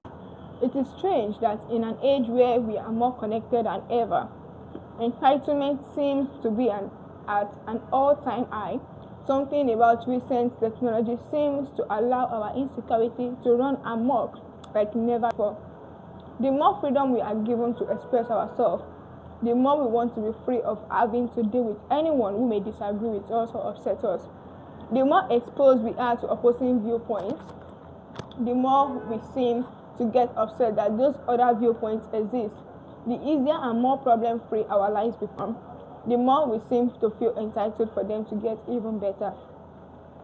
The benefits of the internet and social media are unquestionably fantastic. In many ways, this is the best time in history to be alive. But perhaps these technologies are having some unintended social side effects. Perhaps these same technologies that have liberated and educated so many are simultaneously enabling people's sense of entitlement more than ever before. The tyranny of exceptionalism.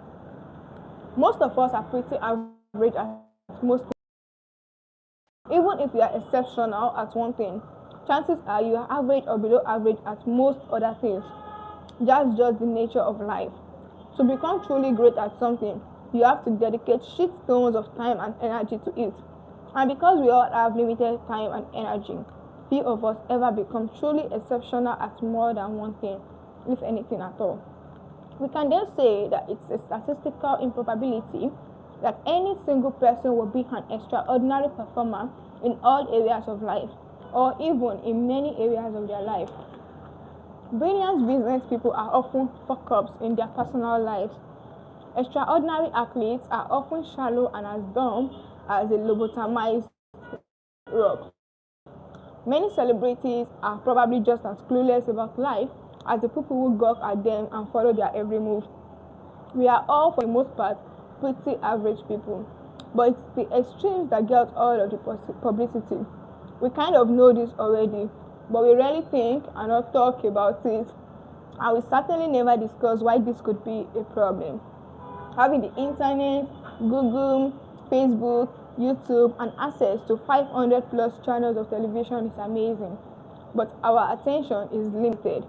There is no way we can process the tidal waves of information flowing past us constantly. Therefore, the only zeros and ones that break through and catch our attention are the truly exceptional pieces of information, those in the 99.9999 percentile. All day, every day, we are flooded with the truly extraordinary, the best of the best, the worst of the worst, the greatest physical feat, the funniest joke, the most upsetting news, the scariest threats non-stop. Our lives today are filled with information from the extreme of the bell curve of human experience. Because in the media business, that's what gets eyeballs, and eyeballs brings dollars. That's the bottom line. Yet the vast majority of life resides in the humdrum middle. The vast majority of life is unextraordinary, indeed quite average. This flood of extreme information has conditioned us to believe that exceptionalism is the new normal, and because we are all quite average most of the time, the deluge of exceptional information drives us to feel pretty damn insecure and desperate, because clearly we are somehow not good enough. So more and more we feel the need to compensate through entitlement and addiction. We cope the only way we know how, either through self-aggrandizing or through other aggrandizing. Some of us do this by cooking up get-rich-quick schemes. Others do it by taking off across the world to save starving babies in Africa. Others do it by excelling in school and winning every award. Others do it by shooting up a school. Others do it by trying to access with anything that talks and breathes. This ties in to the growing culture of entitlement that I talked about earlier. Millennials often get blamed for this cultural shift, but that's likely because millennials are the most plugged in and visible generation. In fact, the tendency towards entitlement is apparent across all of society, and I believe it's linked to mass media driven exceptionalism. The problem is that the pervasiveness of technology and the mass marketing is screwing. Defeat seemed inevitable. December 26, 1944, Second Lieutenant Hiro Onoda of the Japanese Imperial Army was deployed to the small island of Lubang in the Philippines. His orders were to slow the United States' progress as much as possible, to stand and fight at all costs, and to never surrender. Both he and his commander knew it was essentially a suicide mission.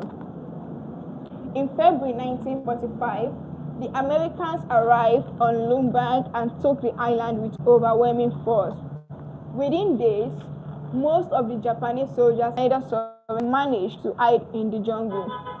From there, they began a guerrilla warfare campaign against the US forces and the local population, attacking supply lines, shooting at stray soldiers, and interfering with the American forces in any way that they could. That August, half a year later, the United States dropped atomic bombs on the atomic bomb on the cities of Hiroshima and Nagasaki. Japan surrendered,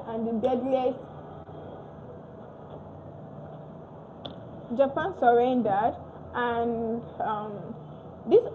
however, thousands of Japanese soldiers were still scattered among the Pacific Isles, and most, like another, were hiding in the jungle, unaware that the war was over.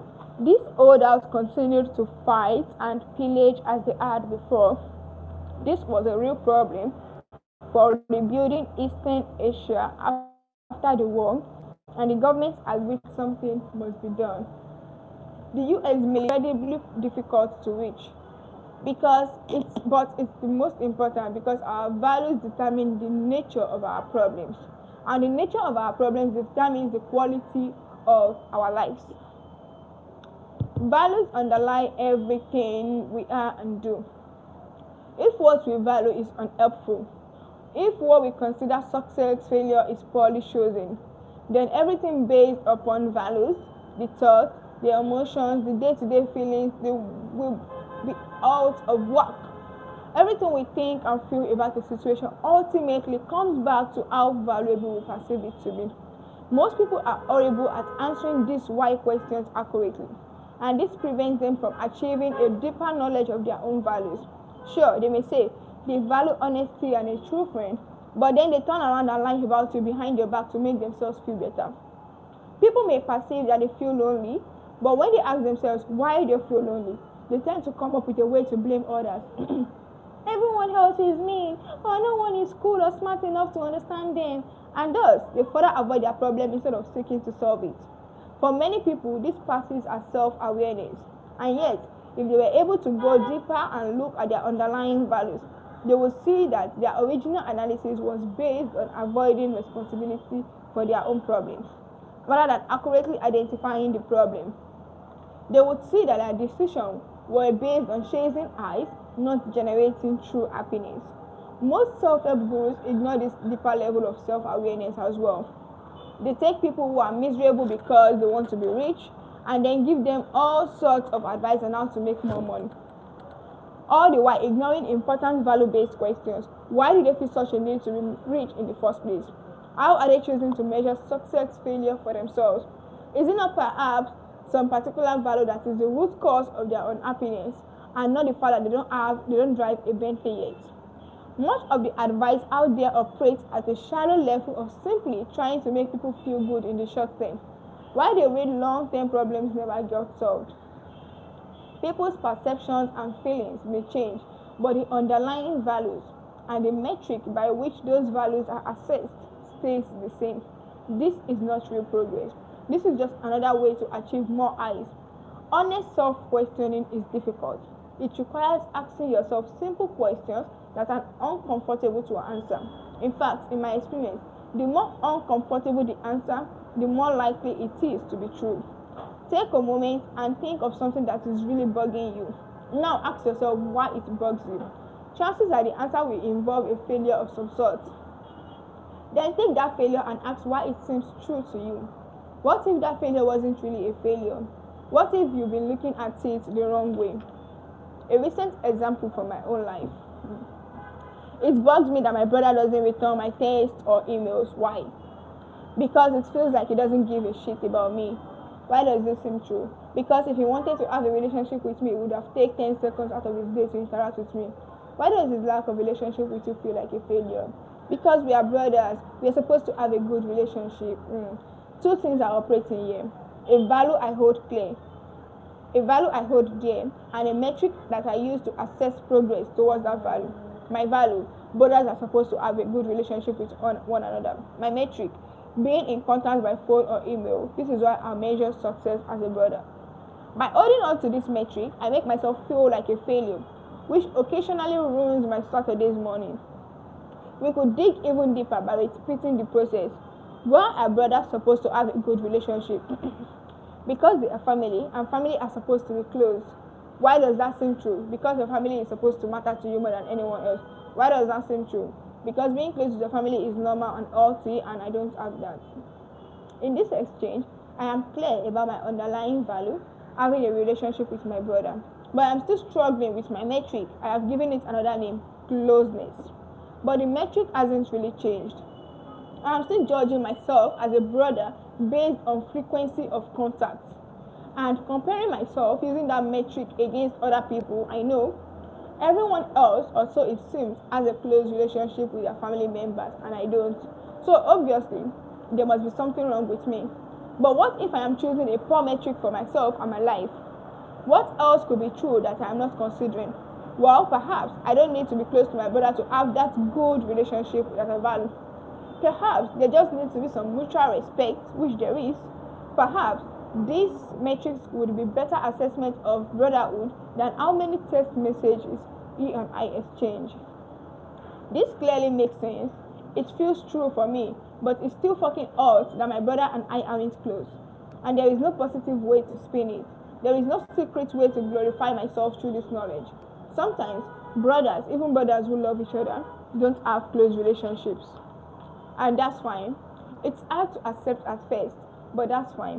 What is objectively true about your situation is not as important as how you come to see the situation, how you choose to measure it and value it.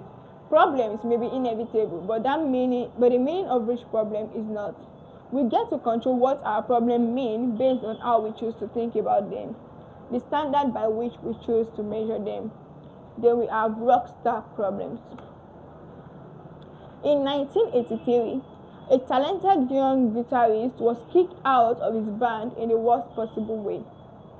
The band had just been signed to a record deal, and they were about to record their first album, but a couple days before recording began, the band showed the guitarist the door. No warnings, no discussions, no dramatic blowout. They literally woke him up one day by handing him a bus ticket home. As he sat on the bus back to Los Angeles from New York, the guitarist kept asking himself, how did this happen? What did I do wrong? What will I do now? Record contracts didn't exactly fall out of the sky, especially for a rockers upstart metal band. Had he missed his one and only shot? But by the time the bus hit LA, the guitarist had gotten over his self-pity and had vowed to start a new band. He decided that his new band would be so successful that his old band would forever regret their decision. He would become so famous that they would be subjected to decades of seeing him on TV, hearing him on the radio, seeing posters of him in the streets, and pictures of him in magazines. They'd be flipping burgers somewhere, loading vans from their shitting globe kids, fat and drunk with their ugly wives, and he had been rocking out in front of stadium crowds live on television. He had bathed in the tears of his betrayers, each tear wiped dry by a cream cleaned $100 bill. And so the guitarist walked as if possessed by a musical demon. He spent months recruiting the best musicians he could find, far better musicians than his previous bandmates. He wrote dozens of songs and practiced religiously. His sitting anger fueled his ambition. Revenge became his muse. Within a couple of years, his new band had signed a record deal of their own, and a year after that, their first record would go gold. The guitarist's name was Dave Mustaine, and the new band he formed was the legendary heavy metal band Megadeth. Megadeth would go on to sell over 25 million albums and tour the world many times over. Today, Mustaine is considered one of the most brilliant and influential musicians in the history of heavy metal music. Unfortunately, the band he was kicked out of was Metallica, which has sold over 180 million albums worldwide. Metallica is considered by many to be one of the greatest rock bands of all time. And because of this, in a rare intimate interview in 2003, a tearful Mustaine admitted that he couldn't help but still consider himself a failure. Despite all that he had accomplished, in his mind, he would always be the guy who got kicked out of Metallica. We are apes. We think we are all sophisticated with our toaster ovens and designer footwear, but we are just a bunch of finely ornamented apes. We are ape. We are an ape. And because we are apes, we instinctively measure ourselves against others and vie for status. The question is not whether we evaluate ourselves against others. Rather, the question is by what standard do we measure ourselves? Dave Mustaine, whether he realized it or not, chose to measure himself by whether he was more successful and popular than Metallica. The experience of getting thrown out of his former band was so painful for him that he adopted success relative to Metallica as the metric by which to measure himself and his music career. Despite taking a horrible event in his life and making something positive out of it, as Mustaine did with Megadeth, his choice to hold on to Metallica's success as his life-defining metric continued to haunt him decades later. Despite all the money and the fans and the accolades, he still considered himself a failure. Now, you and I may look at Dave Mustaine's situation and laugh. Here is this guy with millions of dollars, hundreds of thousands of adoring fans, a career doing the thing he loves best, and still is getting all whippy-eyed that his rockstar buddies from 20 years ago are way more famous than he is. This is because you and I have different values than Mustaine does, and we measure ourselves by different metrics. Our metrics are probably more like, I don't want to work for a job for a boss I hate, or I'd like to earn enough money to send my kid to a good school, or I'd be happy to not wake up in a drainage ditch. And by this metric, Mustaine is widely, unimaginably successful. But by his metric, be more popular and successful than Metallica, he is a failure. Our values determine the metrics by which we measure ourselves and everyone else. Another value of loyalty to the Japanese empire is what sustained him on look back for almost 30 years. But this same value is also what made him miserable upon his return to Japan. Mustaine's metric of being better than Metallica likely helped him launch an incredibly successful music career. But that same metric later tortured him in spite of his success.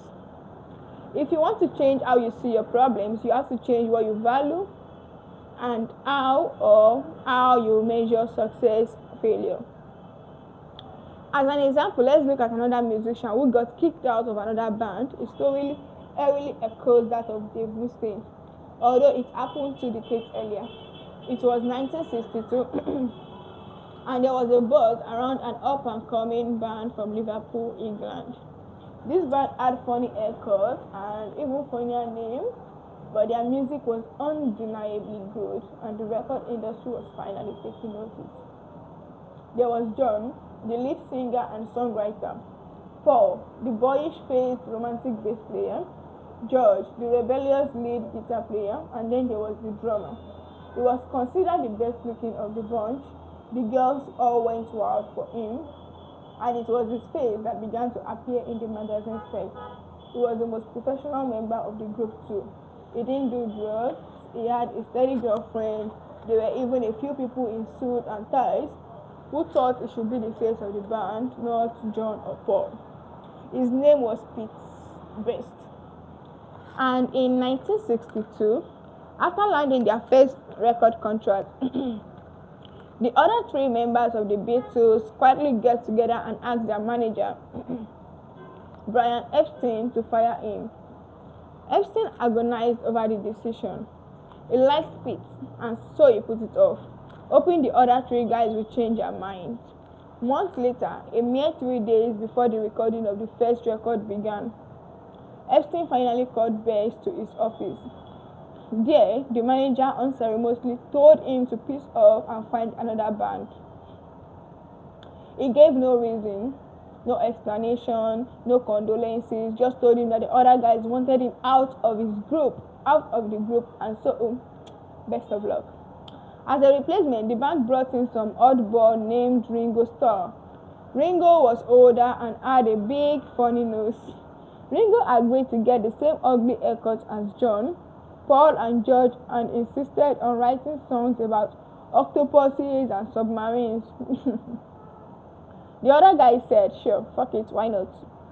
Within 6 months of best firing, Beatlemania had erupted, making John, Paul, and George and Ringo arguably 4 of the most famous faces on the entire planet.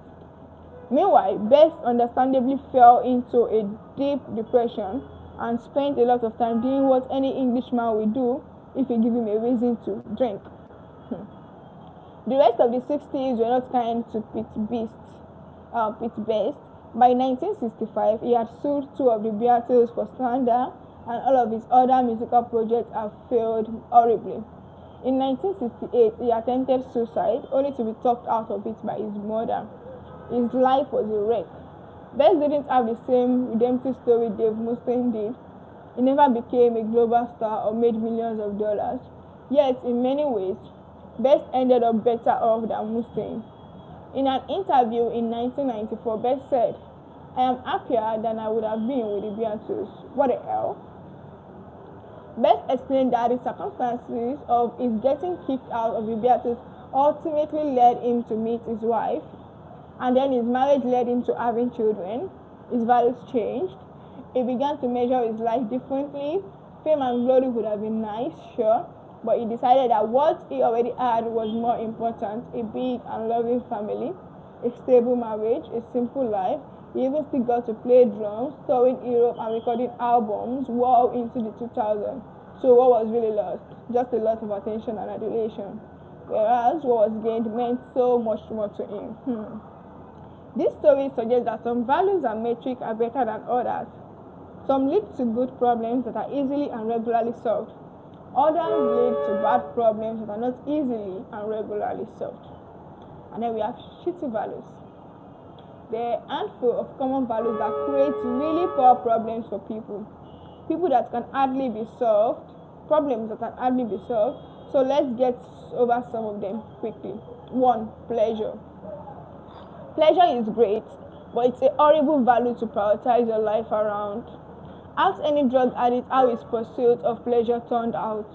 Ask an adulterer who shattered her family and lost her children whether pleasure ultimately made her happy. Ask a man who almost hurt himself to death how pleasure helped him solve his problems. Pleasure is a false god. Research shows that people who focus their energy on superficial pleasures end up more anxious, more emotionally unstable, and more depressed. Pleasure is the most superficial form of life satisfaction, and therefore the easiest to obtain and the easiest to lose.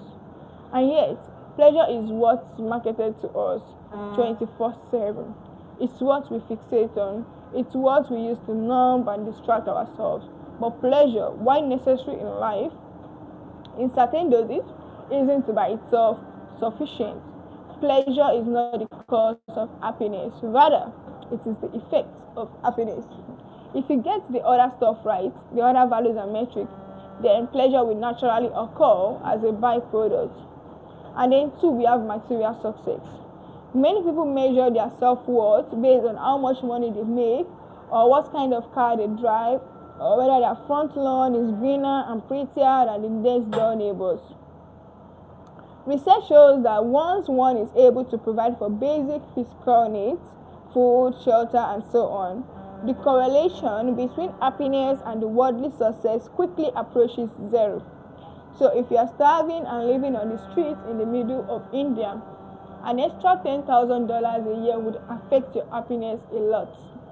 But if you are sitting pretty in the middle class in a developed country, an extra $10,000 per year won't affect anything much, meaning that you are killing yourself working overtime and weekends for basically nothing. The other issue with overvaluing material success is the danger of prioritizing it over other values, such as honesty, non-violence, and compassion.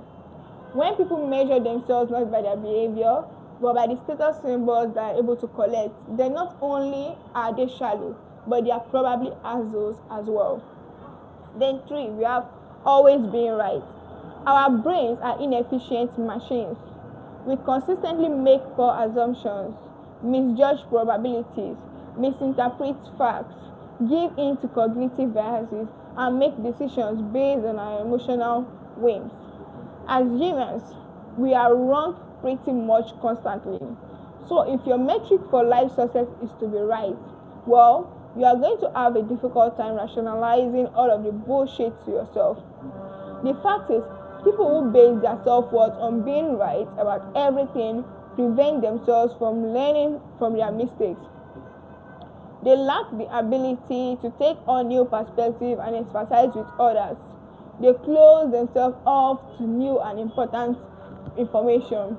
It's far more helpful to assume that you are ignorant and don't know a whole lot. This keeps you unattached to superstitious or poorly informed beliefs and promotes a constant state of learning and growth. 4, staying positive. Then there are those who measure their lives by the ability to be positive about, well, pretty much everything. You lost a job, great. Just an opportunity to explore your passion. Husband cheated on you with your sister, wow, at least you're not learning what you really mean to people around you. Child dying of stress cancer, at least you don't have to pay for college anymore. While there is something to be said for staying on the sunny side of life, the truth is sometimes life sucks, and the healthiest thing you can do is admit it. Denying negative emotions leads to experiencing deeper and more prolonged negative emotions and to emotion dysfunction. Constant positivity is a form of avoidance, not a valid solution to life's problems. Problems which, by the way, if you are choosing the right values and metrics, should be invigorating you and motivating you. It's simple, really. Things go wrong, people upset us, accidents happen, these things make us feel like shit, and that's fine. Negative emotions are a necessary component of emotional health. To deny that negativity is to perpetuate problems rather than solve them. The trick with negative emotions is to 1, express them in a socially acceptable and healthy manner. And 2, express them in a way that aligns with your values. Simple example. A value of mine is non-violence. Therefore, when I get mad at somebody, I express that anger. But I also make a point of not punching them in the face. Radical idea, I know. But the anger is not a problem. Anger is natural. Anger is part of life. Anger is arguably quite healthy in many situations. Remember, emotions are just feedback. See, if it is the punching people in the face that is the problem, not the anger. The anger is merely the messenger for my fist in your face. Don't blame the messenger, blame my fist on your face. When we force ourselves to stay positive at all times, we deny the existence of our life's problems. And when we deny our problems, we rob ourselves of the chance to solve them and generate happiness. Problems add a sense of meaning and importance to our life. Thus, to duck our problem is to lead a meaningless, even if supposedly pleasant existence. In the long run, completing a marathon makes us happier than eating a chocolate cake. Raising a child makes us happier than beating a video game. Starting a small business with friends while struggling to make ends meet makes us happier than buying a new computer. These activities are stressful, arduous, and often unpleasant.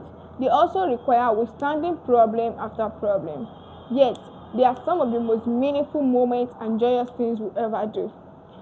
They involve pain, struggle, even anger and despair. Yet, once they are accomplished, we look back and get all misty-eyed telling our grandkids about them.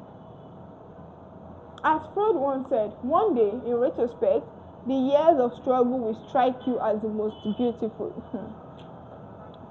This is why these values, pleasure, material success, always being right, staying positive, are poor ideals for a person's life. Some of the greatest moments of one's life are not pleasant, not successful, not known, and not positive. The point is to nail down some good values and metrics, and pleasure and success will naturally emerge as a result. These things are side effects of good values. By themselves, they are empty eyes. Defining good values and bad values. Good values are 1. Reality based, 2. Socially constructive, 3. Immediate and controllable. Bad values are 1. Superstitious, 2. Socially destructive, 3. Not immediate or controllable. Honesty is a good value because it's something you have complete control over. It reflects reality and it benefits others, even if it's sometimes unpleasant. Popularity, on the other hand, is a bad value. If that's the value and if your metric is being the most popular guy or girl at the dance party, much of what happens will be out of your control. You don't know who else will be at the event, and you probably won't know who those people are. Second, the value metric isn't based on reality. You may feel popular or unpopular when in fact you have no fucking clue what anybody else really thinks about you. Side note, as a rule, people who are terrified of what others think about them are actually terrified of all the shitty things that they think about themselves being reflected back at them. Some examples of good healthy values: honesty, innovation, vulnerability, standing up for oneself, standing up for others, self-respect, curiosity, charity, humility, creativity. Some examples of bad unhealthy values: dominance through manipulation or violence, indiscriminate fucking, feeling good all the time, always being the center of attention, not being alone, being liked by everybody, being rich for the sake of being rich, sacrificing small animals to the pagan gods. You will notice that good healthy values are achieved internally. Something like creativity or humility can be experienced right now. You simply have to orient your mind in a certain way to experience it. These values are immediate and controllable and engage you with the world as it is rather than how you wish it were. Bad values are generally reliant on external events: flying in a private jet, being told you are right all the time, owning a house in the Bahamas, sitting in a canopy while getting blown by tree sweepers. Bad values. While sometimes fun or pleasurable, lie outside of your control and often require socially destructive or superstitious means to achieve. Values are about prioritization. Everybody would love a good canopy or a house in the Bahamas. The question is your priorities. What are the values that you prioritize above everything else, and that therefore influence your decision making more than anything else? Unoda's highest value was complete loyalty and service to the Japanese Empire. This value, in case you couldn't tell from reading about him, stank worse than a rotten sushi roll. It created really shitty problems for Hiro. Namely, he got stuck on a remote island where he lived off bugs and worms for 30 years. Oh, and he felt compelled to murder innocent civilians too. So despite the fact that Hiro saw himself as a success, and despite the fact that he lived up to his metrics, I think we can all agree that his life really sucked. None of us would trade shows with him given the opportunity, nor would we commend his actions. The Mustang achieved fame and glory and felt like a failure anyway. This is because he had adopted a practice value based on some arbitrary comparison to the success of others. This value gave him awful problems such as, I need to sell 50 million more cars, then everything will be great. And my next store needs to be nothing but stadiums. Problems he needed to solve in order to be happy. It's no surprise that he wasn't. On the contrary, Pete Best pulled a switcheroo. Despite being depressed and distraught by getting kicked out of the Beatles, as he grew older, he learned to reprioritize what he cared about and was able to measure his life in a new light. Because of this, Best grew into a happy and healthy old man, with an easy life and great family. Things that ironically the four Beatles would spend decades struggling to achieve or maintain. When we have poor values, that is, poor standards we set for ourselves and others, we are essentially giving fucks about the things that don't matter, things that in fact make our life worse.